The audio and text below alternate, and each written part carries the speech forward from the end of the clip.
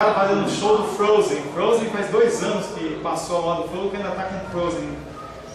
Glória a Deus. A paz seja convosco. Amém. Glória a Deus. Estamos nesse segundo período, como é nosso costume, agora tratando sobre o assunto da misericórdia. Semana passada nós finalizamos o nosso estudo falando sobre a diferença entre misericórdia e complacência. Não é a mesma coisa. Nós falamos sobre a misericórdia, sobre um ato que você vê uma situação e você sente como que piedade, e você age de uma maneira amorosa com a pessoa, tentando minimizar a sua dor. Complacência nada mais é do que você deixar rolar.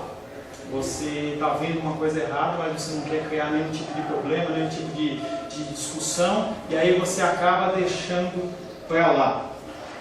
Falamos também que essa misericórdia bíblica não é uma disposição natural como as outras bem-aventuranças, não é algo que você nasce com ela.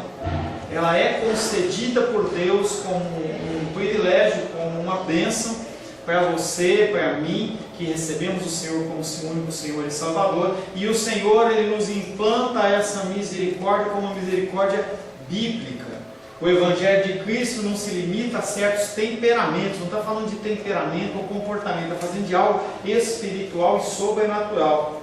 Nós lemos Romanos capítulo 3, versos 21 a 23, finalizando dizendo que não há distinção entre um e outro, porque todos pecaram e carecem da glória de Deus. Todos nós carecemos da glória de Deus.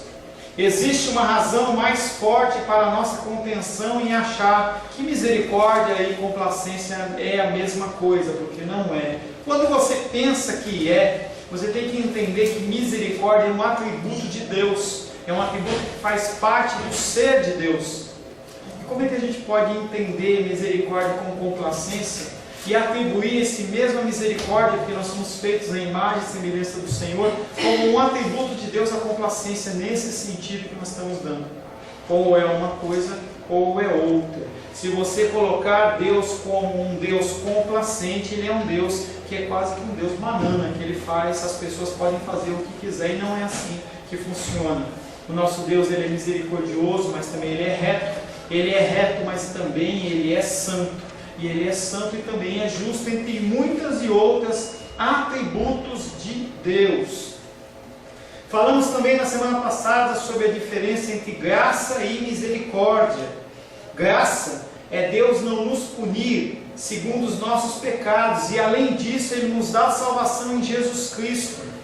E a misericórdia é Ele olhar para nós que merecemos uma punição e Ele não nos punir. O Senhor ele não nos pune segundo o nosso coração, Ele não nos pune segundo os nossos atos, porque nós temos um mediador que chama-se Jesus Cristo. A misericórdia realmente aponta para um senso de compaixão. A misericórdia aponta para você aliviar os sofrimentos das pessoas. As pessoas elas precisam ter os seus sofrimentos aliviados, e nós somos instrumentos de Deus para isso. Uma possibilidade, uma medição, digamos assim, para você ver se você é um misericordioso ou não, é você estar numa posição de supremacia ou acima de uma pessoa que te magoou. A pessoa ela vem te prejudicando, a pessoa ela vem falando mal de você, ela vem te entristecendo, e em certo momento, dentro da vida, você está numa posição superior a ela, e você pode sim cobrar alguma coisa. Você tem esse direito dentro do conceito humano. Alguns olham e falam assim: agora eu vou me vingar.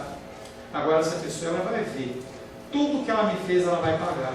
Isso não é um coração misericordioso. Numa situação como essa, se você mesmo assim abençoa, mesmo assim você perdoa, o que acontece é que você tem um coração misericordioso.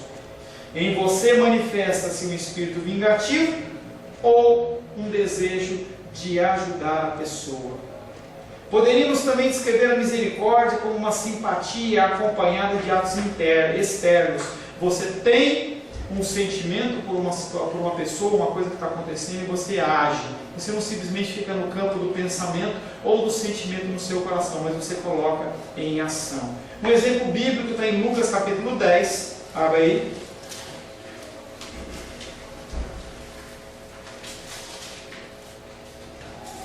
Lucas capítulo 10.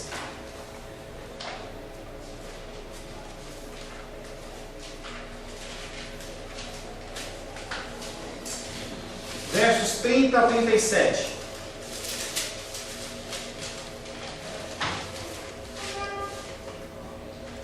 Lucas capítulo 10, versos de 30 a 37. Pode ler, Sabá, por gentileza? Respondeu-lhe o intérprete da lei: o que usou de misericórdia para com ele? Não. Lucas 10. Lucas 10, 37? 30 a 37. 30 a 37.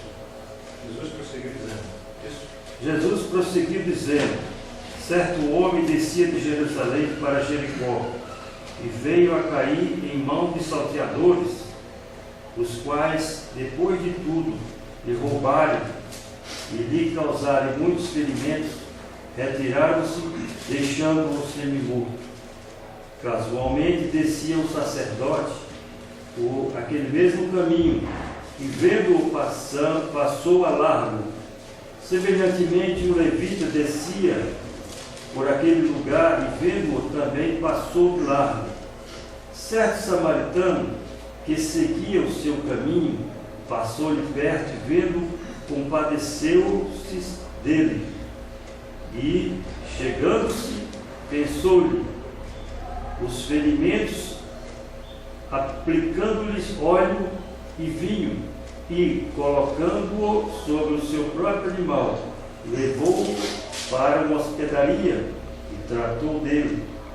No dia seguinte, tirou 2 denários e os entregou ao hospedeiro, dizendo: cuida deste homem, e se alguma coisa gastares a mais, eu te indenizarei quando voltar.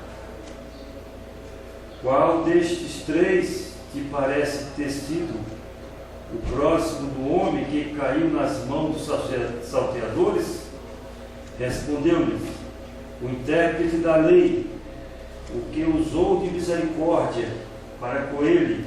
Então lhe disse: vai e procede tu de igual modo.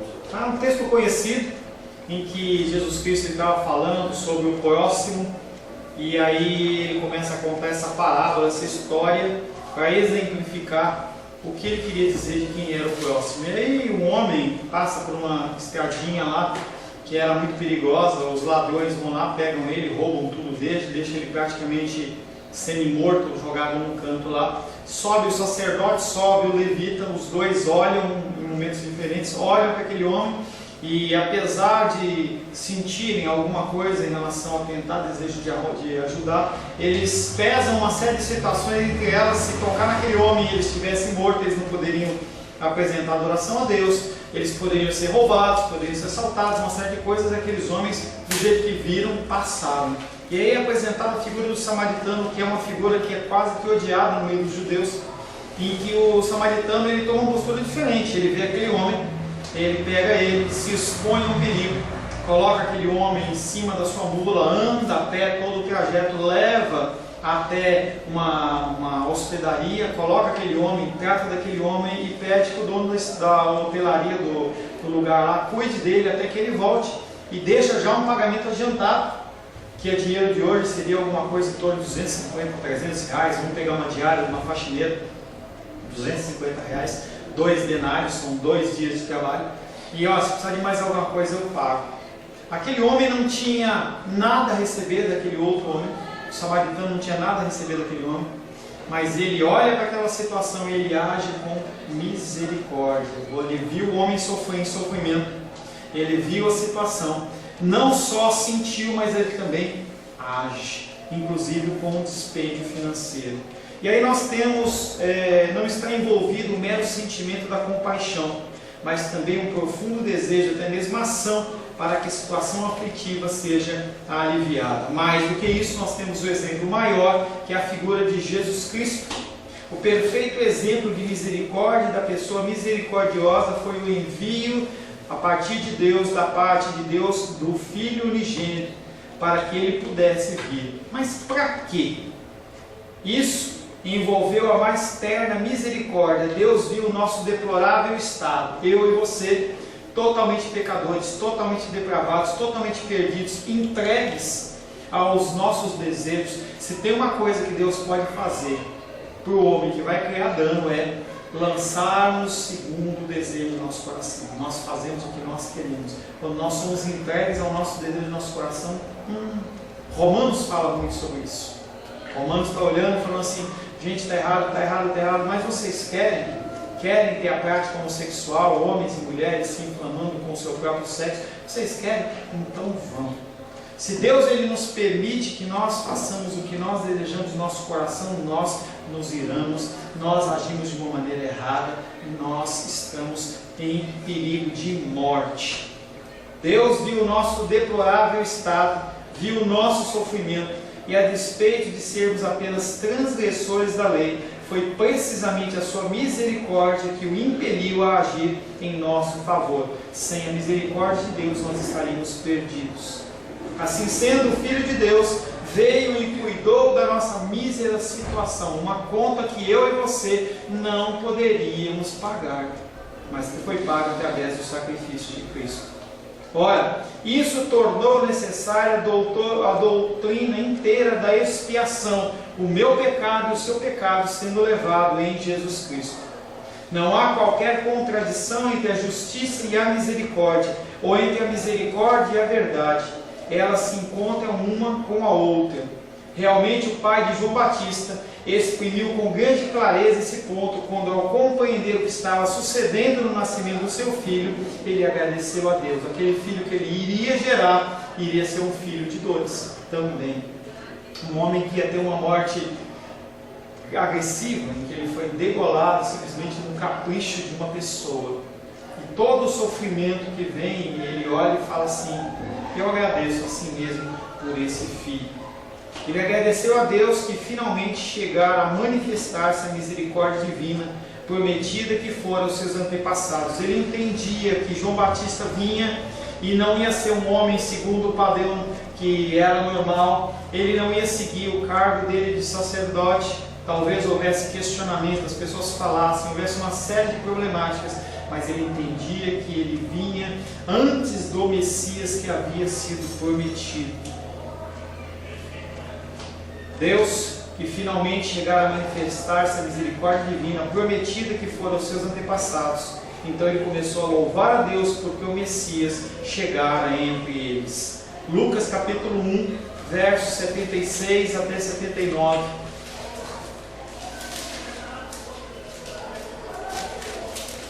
Lucas capítulo 1, versos 76 até 79. Zaque, por gentileza. Lucas capítulo 1, versos 76 até 79.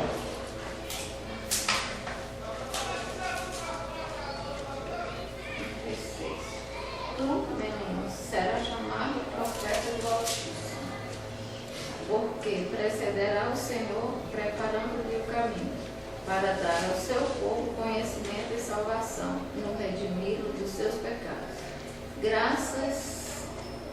Graças à entranhável misericórdia de nosso Deus, pela qual vos visitará o sol nascente das alturas, para eliminar os que jazem nas trevas e na sombra da morte, e dirigir os nossos pés pelo caminho da paz. E aí ele agradece a Deus, graças à entranhável misericórdia do nosso Deus. Ele vê que tudo que está acontecendo é vontade do Senhor e a manifestação da graça dele sobre as nossas vidas. Essa é a ideia. E Zacarias perseguiu isso logo de início. Tudo que vai acontecer ou que iria acontecer é uma questão da misericórdia divina. Aqui está em foco é a pessoa de Deus, olhando com condescendência para o homem ao qual está caído em sua misericórdia devido ao pecado. e enchendo de terna compaixão por ele. Deus, ele age como um samaritano. O samaritano não podia fazer nada, ou aquele homem caído não podia fazer nada pelo samaritano, não iria poder pagá-lo, ele não conhecia aquele homem. Deus, ele olha para a situação minha e sua, uma situação de pecado, de morte, deplorável, e o Senhor, ele concede a sua graça e a sua misericórdia. A graça divina, que ali se manifesta de modo geral no tocante ao pecado, particulariza-se na forma da misericórdia quando Deus olha para as lamentáveis consequências do pecado. E aí, voltando àquele exemplo, Deus, ele tinha todo o direito de nos matar, ele tinha todo o direito de nos destruir. Nós temos, desde o mais novo até o mais antigo aqui do nosso grupo, temos ouvido a palavra de Deus, e quantas vezes nós deixamos de fazer algo que é para a glória do Senhor. Nós deixamos de reconhecer Ele na sua maravilha, deixamos de reconhecer Ele na sua misericórdia. Nós sabemos que uma coisa está errada e mesmo assim nós fazemos. Ele tinha todo o direito de nos matar e nos destruir, mas Ele age com misericórdia. Ele envia o seu Filho amado para morrer em meu lugar e morrer em seu lugar. Sem esse sacrifício nós estaríamos perdidos. Naturalmente, isso era uma atitude que podia ser constantemente observada na vida e no comportamento do nosso bendito Senhor Jesus Cristo. Além dele vir e se entregar com um ato de misericórdia, ele agia de misericórdia com as pessoas. Aquela prostituta, os homens querendo apedrejá-la, todos tinham o direito de apedrejá-la segundo a lei, e ele lança uma palavra: quem não tem pecado, lance a primeira pedra. Ele tinha direito, porque ele não tinha pecado, mas mesmo assim, ele vendo aquela mulher caída, lançada no chão, ele age não com a lei, mas ele age com misericórdia e amor. Olha para ela e fala: levanta, não pecas mais, perdoa os pecados dela. Jesus Cristo, ele como Deus, ele tinha sido afetado pelo pecado daquela mulher, o pecado do adultério tinha ferido a ele como Deus, mas ele olha para aquela mulher e perdoa os seus pecados. Isso, pois, fornece-nos uma definição razoavelmente boa do que significa ser misericordioso. O real problema envolvido nessa bem-aventurança, entretanto, e levantando em face da promessa que diz: porque alcançarão misericórdia, o Senhor lhe fala: seja misericordioso com as pessoas para que você possa alcançar misericórdia. Não existe outra dentre essas bem-aventuranças que tenha sido tão mal interpretada quanto esta. As pessoas dizem: bom, se eu me mostrar misericordioso, Deus vai executar misericórdia comigo. E aí você tem que entender, como os outros casos que a gente já falou, Deus, ele não é condicionado ao que você faz ou ao que você não faz. É a ação da misericórdia dele.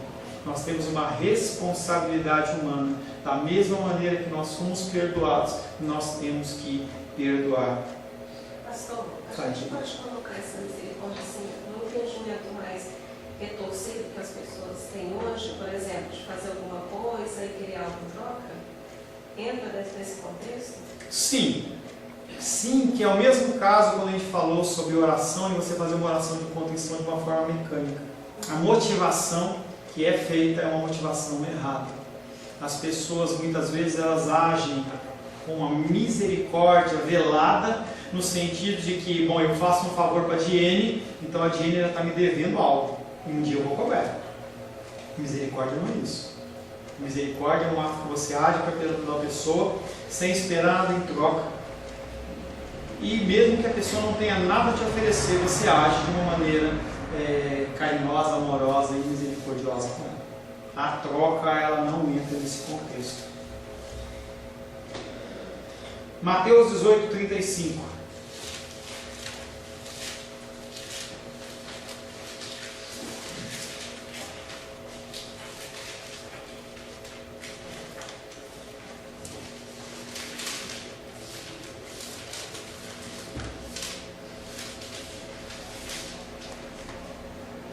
Alguém?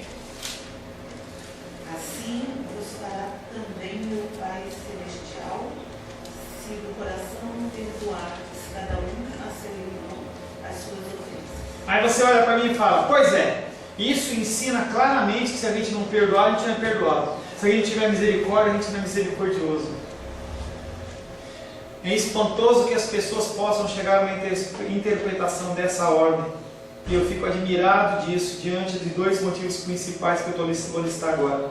Primeiro, se você e eu tivéssemos de ser julgados de acordo com essas condições, é fora de questão que algum de nós poderia ser perdoado e ninguém chegaria no céu. Imagina se Deus ele só perdoasse os seus pecados se você perdoasse os outros seus irmãos. Se Ele usasse esse tipo de julgamento contra mim e você, não sobrava nenhum. Imagina Deus colocando numa balança como as pessoas pensam. Olha, as ações de perdão da Fabíola estão de um lado e os erros dela estão do outro. Se a balança ela estiver equilibrada ou se tiver mais perdão do que pecado, ela está aprovada e pode entrar. É nunca que eu, ela e ninguém entraria no reino dos céus. Porque nós cometemos muito mais erros e falhas do que ações boas. Se eu e você tivéssemos de ser julgados rigidamente de acordo com essas condições, é fora de questão que nenhum de nós seria perdoado, e assim jamais poderíamos chegar no céu. Se essa passagem tivesse de ser interpretada segundo esses termos estritamente legais, o perdão seria algo impossível para nós. É estranho que as pessoas possam pensar como pensam, sem perceber que elas estão se condenando a si mesmas, achando que Deus vai agir assim. Esse é o primeiro motivo. Segundo, se essa realmente fosse a interpretação dessa bem-aventurança e de suas passagens paralelas, como esse texto de Mateus 18:35 que nós lemos, então seríamos obrigados a cancelar toda a doutrina da graça, eliminando-as da página do Novo Testamento. Se não precisa do sacrifício de Cristo, simplesmente eu me arrependendo, estava tudo certo, para que Deus mandou Jesus? Qual é o motivo de Cristo ter vindo? Se eu posso me arrepender dos meus pecados e a partir dessa mudança, esse negócio de balança de que pesou de um lado, pesou do outro, eu posso interferir. Você está prestes a morrer, então você sai fazendo uma série de boas ações. Eu vou lá, cuido do bichinho, vou lá, cuido do não sei o quê, cuido da pessoa que está carente, vou lá e alimento alguém, vou lá e vendo meu carro. Bom, eu coloquei tudo em ordem. Então não precisa do sacrifício de Cristo. Nunca deveríamos repetir a declaração que fomos salvos pela graça, mediante a fé.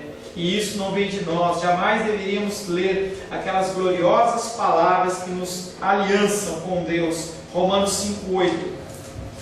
Dentro desse entendimento de que você consegue o perdão dos seus pecados através das suas forças, como que você vai declarar esses versículos que nós vamos ler agora? Mateus 5:8 é o primeiro.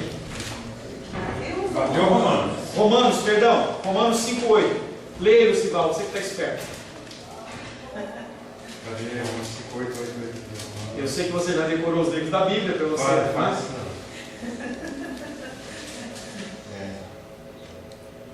Mas Deus prova o seu próprio amor para conosco pelo fato de ter Cristo morrido por nós, sendo nós ainda pecadores. Se você achar que a graça foi concedida pela tua escolha, risca 5:8. 5:10, leia aí também. 5:10? 5:10 agora. Porque se nós, quando inimigos, fomos reconciliados com Deus mediante a morte do seu Filho, muito mais, estando já reconciliados, seremos salvos pela sua vida. E não apenas isso, mas também nos gloriarmos em Deus por nosso Senhor Jesus Cristo, por intermédio de quem recebemos agora a reconciliação. Imagina, quem que matou Jesus? Não, foi Edilene. Pecado. Não foi os judeus, foi os judeus também. Foi Edilene, Paulo, Kelly, Fabíola, Lucival, Sebastião, Rosário, Bené, Diene. Nós matamos Cristo. Hã? E eu, claro. Entendeu? Quando o Senhor estava sendo chicoteado na paixão de Cristo, com tudo aquilo ali, a mãozinha no chicote era minha e sua. quando foi batido o cravo na mão de Cristo, você pode não ter batido o prego, mas você segurava o martelo, você segurava o prego para ele não escapar. Foi eu e você que matamos o nosso Deus. Mesmo assim, ele serve de intermediário por mim e por você. Como é que você pode achar que é por sua causa que você é salvo? E o último, 2 Coríntios 5,19. 2 Coríntios, capítulo 5, verso 19, o último versículo dentro do fechamento dessa expectativa da eliminação da graça divina através do ser humano, sendo o que proporciona a sua salvação. Isto é, Deus estava em Cristo reconciliando consigo o mundo, não lhes imputando os seus pecados, e pôs em nós a palavra da reconciliação. Todos esses maravilhosos trechos bíblicos precisariam ser riscados do volume sagrado, pois todos eles diriam mentiras. Todos eles expressariam uma grande mentira, porque não é verdade. É eu que me salvo, é eu que escolho, é eu que perdoo e para poder ser perdoado, é porque eu sou misericordioso que Deus ele me derrama misericórdia. Não precisa de sacrifício nenhum da cruz. Todavia, como se sabe muito bem, as Escrituras elas devem ser interpretadas à luz das Escrituras. Não podemos ler a Bíblia a partir de livros externos. Temos que ler a Bíblia através da própria Bíblia. Estava conversando com o Sebastião no intervalo, ele citou um texto que fala assim: se uma pessoa ela pecar em um texto, em um ponto da lei, ela pecou por todos. Os judeus naquela época e nos dias de hoje, eternamente, aqueles homens mais misericordiosos, eles poderiam cumprir no máximo 60%, 70% da lei. Imagina o tanto de pecado que tem nessa história. Então não há como você entender que um ser humano ele pode se salvar a si mesmo, ter os seus pecados perdoados, porque eles perdoaram outros, ou receber a misericórdia de Deus porque eles foram misericordiosos. É importante que saibamos manejar bem a palavra da verdade. 2 Timóteo 2,15.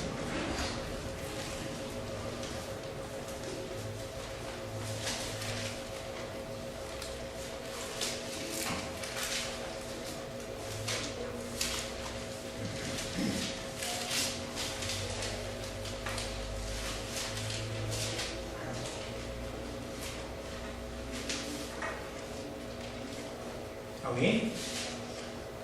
Procura apresentar-te a Deus aprovado, como obreiro que não tem de que se envergonhar, que maneja bem a palavra da verdade. A gente tem que ter habilidade no manejo da Bíblia, para que a gente possa falar sobre ela sem contradizê-la. Quando você lê um texto bíblico e você vê que tem uma aparente contradição, alguma coisa está errada dentro do seu entendimento, não em relação à Bíblia. Nós temos que saber interpretar a Bíblia, nós temos essa obrigação de conhecer a palavra de Deus, já que nós dizemos que o Senhor é o nosso Deus e que nós somos seus servos. Ora, quando aplicamos isso à declaração que temos à nossa frente, a explicação sobre a mesma é perfeitamente simples. O que o nosso Senhor realmente ensinava era que só serei verdadeiramente perdoado quando eu tiver verdadeiramente arrependido. Ora, estar realmente arrependido significa perceber que nada mereço senão a punição, e que se eu chegar a ser perdoado, esse perdão deve ser a única e exclusivamente dada em condição do amor, graça e misericórdia de Deus e nada mais. Que foi os salmos que nós lemos no final do texto de oração, em que Davi ele se encontrou numa situação em que ele tinha adulterado, ele tinha mandado matar Urias, que era o marido de Batseba, e quando ele é confrontado pelo profeta Natã, ele não inventa nenhum tipo de justificativa, ele diz: pequei, e pequei contra o Senhor somente. Ele sabia que ele estava errado. Ele não criou nenhuma justificativa, ele não criou nenhuma desculpa, simplesmente ele reconheceu que ele estava errado. Quando você estiver numa condição dessa, você tem que reconhecer que você não merece absolutamente nada. Você não tem direito a absolutamente nada. Você não pode pedir nada, mas se o Senhor conceder, você recebe aquela graça e misericórdia com muito amor. se eu estiver realmente arrependido e se eu perceber a minha real situação diante de Deus, compreendendo que só poderei ser perdoado em consonância com aquela condição, então será imprescindível que eu perdoe aqueles que transgrediram contra mim. Você recebe uma graça e uma misericórdia de Deus tão grande, que é a misericórdia dele e o amor. Por que você não vai agir da mesma maneira com outras pessoas? Não é uma condição para você receber misericórdia, sim, é uma consequência. Porque Deus, ele é misericordioso com você, você age misericórdia com outra pessoa. Porque Deus, ele te perdoa, você perdoa as outras pessoas. Se Deus, ele te perdoou porque você falou mal de alguém, quando a pessoa fala mal de você, você também a perdoa. Você tinha uma dívida enorme com uma pessoa, com Deus, e Deus, ele te perdoa. Quando a pessoa estiver te devendo alguma coisa, mesmo no âmbito financeiro, você a perdoa. A palavra de Deus diz que quando você empresta, é como se você tivesse dado. Então é melhor você não emprestar, se você tiver coração duro. Se emprestou para alguém, você esquece. Mas pastor, eu tenho direito. Não é ação da misericórdia. Essa frase, eu tenho... Pode cobrar, então? Nenhuma das duas, 3 vezes? Pode cobrar, mas depende do teu coração. O que acontece se você está falando uma coisa que é um direito seu, mas se você está gerando angústia e amargura no seu coração, é problema. E eu não estou falando da condição sua do teu emprego. Não é isso que eu estou falando. Estou falando de você ter emprestado para alguém. Eu chego para você e falo assim: Diego, você me empresta a sua Bíblia? Não me cobra. Você pode não emprestar, mas não cobra. Se eu te contratei para executar um serviço e você tem que contratar e eu não estou te pagando, é outra coisa. Tá? E nem assim é uma cobrança judicial, é uma cobrança verbal. Nós, como cristãos, não deveríamos levar outros cristãos à justiça. Ai, pastor, que difícil. Pois é. Se eu estiver realmente arrependido e se eu perceber a minha real situação diante de Deus, compreendendo que só poderei ser perdoado em consequência àquela condição, então será imprescindível que eu perdoe aqueles que pecaram contra mim. Permita-me expressar a questão como segue. Dei-me ao trabalho de salientar como, em cada caso, essas bem-aventuranças são uma derivação daquilo que já fora dito. Ora, esse princípio básico não foi mais importante do que nesse versículo. Essa bem-aventurança deriva-se de todas as que a precedem e, portanto, expresso a questão da seguinte maneira: sou humilde de espírito, percebo que não há qualquer retidão em minha pessoa, bem-aventurados humildes de espírito.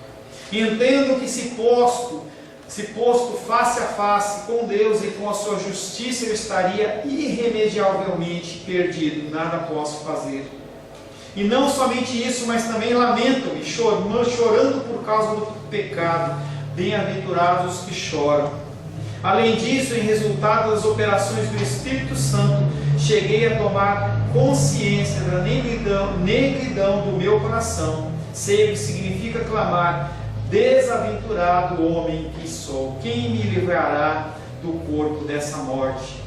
Gente, quando nós vamos passando pelas bem-aventuranças, eu não vou continuar lendo, senão a gente vai avançar muito, mas quando nós começamos a aplicar as bem-aventuranças nas sequências que elas nos são apresentadas, nós percebemos que nós não somos nada, nós percebemos que tudo que acontece conosco é apenas um ato de misericórdia de Deus. E nós temos que entender isso e nós temos que passar isso para as outras pessoas. A partir do momento que nós aprendemos isso, nós temos que ensinar outras pessoas. Nós não somos chamados a aprender e guardar no nosso coração, mas nós somos chamados a aprender e ensinar outras pessoas. Mesmo errando, mesmo falhando, nós temos que aprender e ensinar as outras pessoas. Amém? Senhor, em nome de Jesus, nós falamos mais um pouco sobre misericórdia. Nós não temos agido com misericórdia e nós pedimos ao Senhor que o Senhor venha, Pai querido, nos ensinar a sermos misericordiosos como o Senhor é. Não no intuito, Pai, de conseguir nada do Senhor, porque o Senhor nos concede tudo graciosamente, mas queremos colocar tudo na Tua presença, para que nós possamos reconhecer quão grande é o Senhor nas nossas vidas e quão dependente nós somos de Ti, Pai. Te louvamos por esse tempo, Pai, de estudo sobre misericórdia nas nossas vidas, nesta manhã, em nome de Jesus. Amém.